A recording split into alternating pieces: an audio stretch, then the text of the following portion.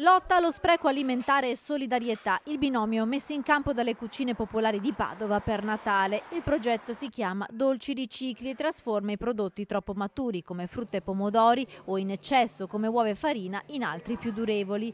I sacchetti natalizi infatti saranno composti da un vasetto di confettura o passata realizzata con la frutta e i pomodori in eccesso ricevuti dalle cucine popolari, dal MAP o dai mercati agricoli e da un pacco di biscotti realizzati da pasticceri di alto livello padovani.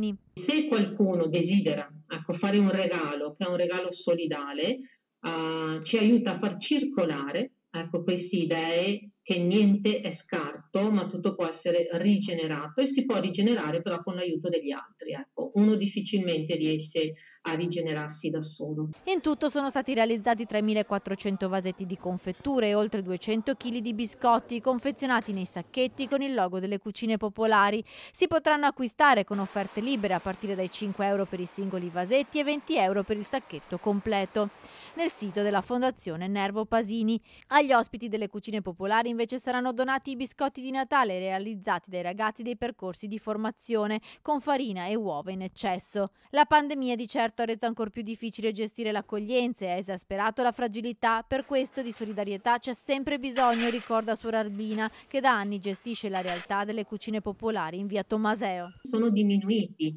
le persone che vengono da noi. Restano comunque sono 160-170 a pranzo, quindi da prima erano quasi 300, ma a noi non importa se sono metà. Può anche entrare una sola persona alle cucine, ma quella persona è importante.